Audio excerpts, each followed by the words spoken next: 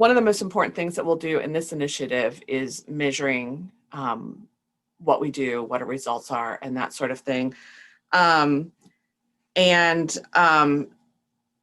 Something that funders don't often allow you to do is fail. And we need to expect to fail sometimes because this is really a giant laboratory where we will be trying some things that might never have been tried before or might not have been tried here. So not everything that we do will work, but we will learn something from everything that we do and it will be able to improve. So it'll be like a giant science experiment that will hopefully lead to better outcomes. So our measurements, a lot of the measurements that you all have talked about, they're really important because it's important to know what we're working with, the situation on the ground, the snapshot right now, and how it compares in the past and the future. But, and it's also a lot of the things that funders want to know. You know, how many people did you serve? How many referrals did you make? You know, all the, you know, what's your outreach? All those things that don't necessarily demonstrate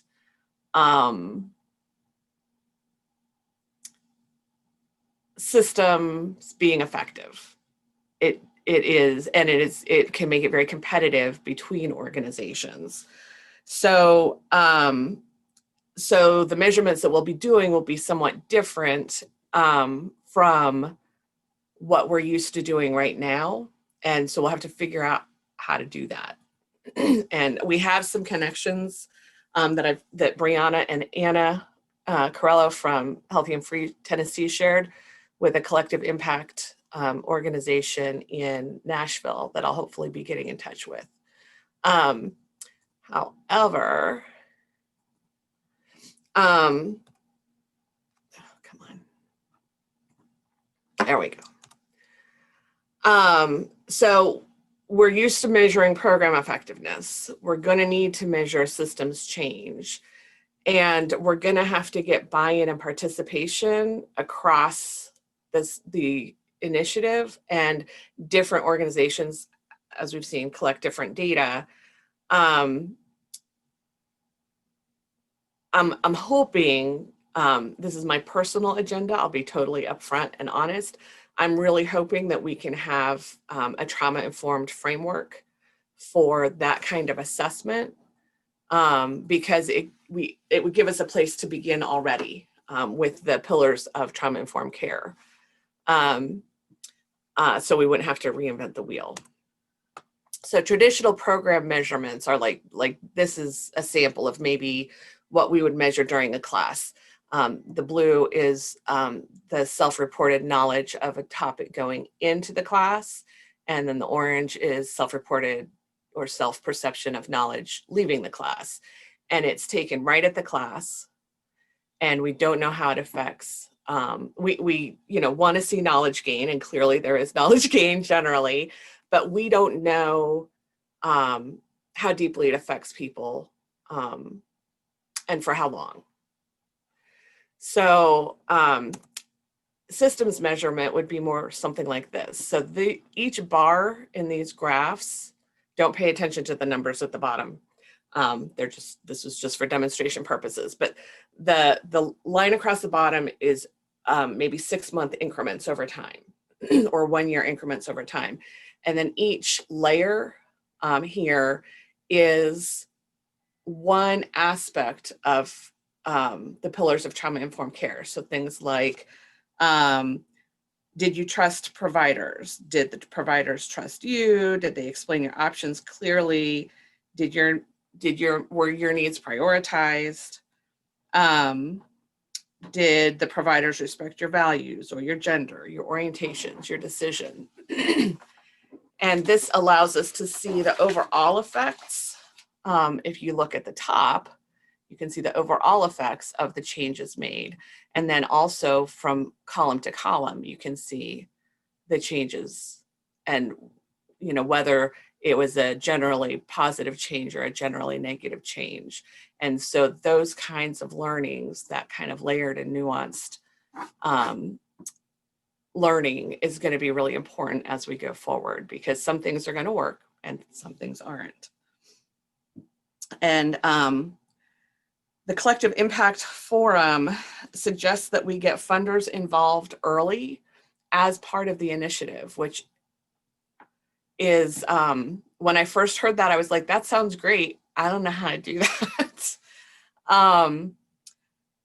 But it helps to be able to work with the funders to determine measurements that they can understand, but that are also effective for the work that we're doing. And it helps us be more able to collaborate than compete as organizations. So later when we have our discussion about people who are not yet at the table, thinking about potential local funders or regional funders is one of the things that we'll be discussing.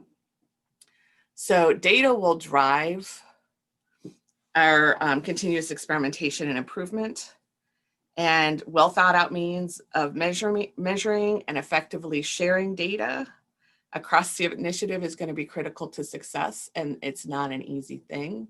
So like information from Jillian about the, where did it go? Rural Health Research Department is really helpful. And information about qualitative measurements like Brianna talked about will be very helpful. And then anybody who has information about effective ways of sharing data, I'm very interested in having a conversation with you, because that's going to be critical to the success of what we're doing. So there will be a follow-up survey. Like we said earlier, one of the questions in the survey is specifically about your organization's data management capacity, because I'm very interested in talking to organizations that have robust data management capacity. Does anybody, this is very, very fast, very quick, very bare bones, but does anybody have any questions specifically about measurement in systems change?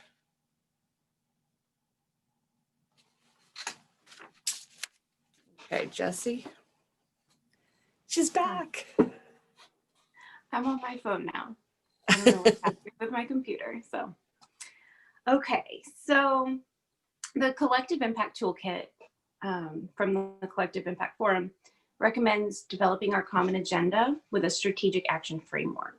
So there's 5 components to this framework. There's the description of the problem, clear goals for change, key strategies for reaching these goals, approaches to evaluation and measurement that Cindy just showed us, and a set of principles to guide our behavior within the group. So we're going to dive deeper into those at our next meeting. And today we're going to focus more on the common agenda vision. So ultimately, the agenda that we develop together, it can be long or short or broad or specific. Really anything goes, it seems like. So whatever works for the organization. Yeah, and it's most definitely going to change over time as we gain experience and insight from one another and from our stakeholders and from our constituents. So at our last meeting, we brainstormed a bit about the issues, goals, and barriers that our constituents face regarding health, safety, and quality of life. So I took some of our ideas and I created a sample of what a common agenda would look like just based on those notes. Can you share that, Cindy? It's common. Cool. Theoretically.